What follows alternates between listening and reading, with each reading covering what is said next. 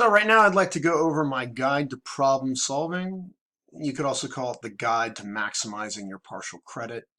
And I find this system really is great for any engineering problem. I originally took this from my fluids textbook when I was undergrad, and I think it's a great way to think about attacking a problem, especially if you don't know what's going on, because it'll really help you kind of find that way and to organize your thoughts. So the first thing is to read the problem and write down the information that is given. Now, this may sound like a simple thing, but I know a lot of students kind of really want to just jump to the end and they may miss some things. So it's really important to start with reading, figuring out what you have, and then writing it down. So after you write down what information is given, the next thing, which once again seems like a simple concept, is state what you're trying to find.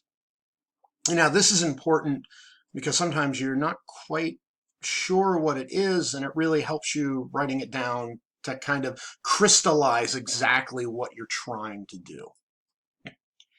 The next thing is we're engineers. We love free body diagrams, and if you don't love free body diagrams, please learn to love them during this class because it'll help you a lot.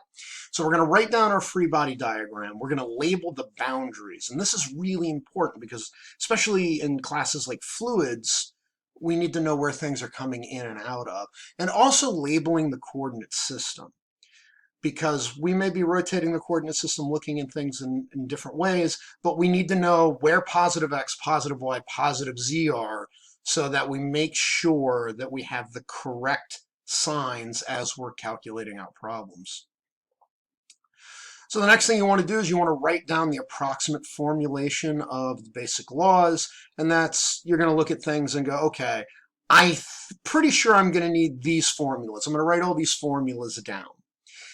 And part of the reason you do this is you can start connecting the information that you're given to the information that you're trying to find, because you can look at it and go, okay, I have this equation that I'm working with, and I have all of my given information on the one side, and I have what I'm looking for on the other side. Great, I can use this equation. Or sometimes it's going to be, okay, I've got two of the pieces of information I need to find the final answer. I need this one other piece. Well, now I need another equation where I can find this other piece. So it kind of helps prompt you into what you're going to have to work through to solve the problem. The next thing you're going to want to do is list all the assumptions that you're going to make in the problem. Specifically in a fluids class, it'd be steady, unsteady, compressible, incompressible, viscid, inviscid. There are other assumptions that we can make, but assumptions are going to be really important. No matter what class that you're dealing in, you should really be thinking about the assumptions, because they're what is going to allow us to use some of these equations. So the next thing you want to do is complete the analysis algebraically. You shouldn't be plugging numbers in at this point. You should really just be moving around the letters to set up the equations to give you the final answer. So why do you want to do that instead of plugging in the numbers? We're going to learn a lot in this class, especially with dimensionless parameters, other variables that are going to be made up of different things. And you want to move the letter variables around to see if you can create these other numbers, or if you can create easier equations to solve, especially when things knock themselves out. Because there's nothing worse than punching in a bunch of numbers that you don't need that are all going to cancel out as you're doing the equation. So after you have rearranged all these variables, then you want to put the numbers in. You want to make sure that you know where you're getting the properties from. And very important, you want to be sure the significant figures are consistent with the data. If all the initial data that you're given has 2 decimal places in it, then that's pretty much how you want to solve your problem. You want to keep it 2 decimal places. You really don't want to have problems where all your given information is saying like 3 decimal places, and then you're writing things out 5 or 6 on the exam. So you really want to be consistent with what the information you're given is. The next thing you want to do is you really want to check your answers. Review your assumptions to make sure they're consistent.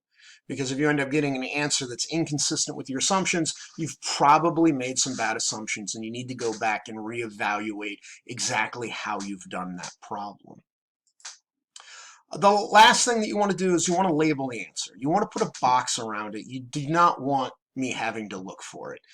You want it easy to find because that keeps me in a better mood while I'm grading. And if I get grumpy while I'm grading, I don't give as much partial credit.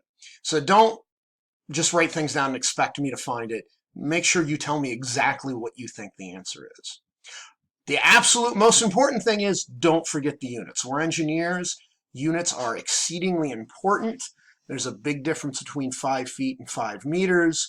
I will penalize you very, very heavily if you don't have the units in there, or if you're using the incorrect units. And so that's it.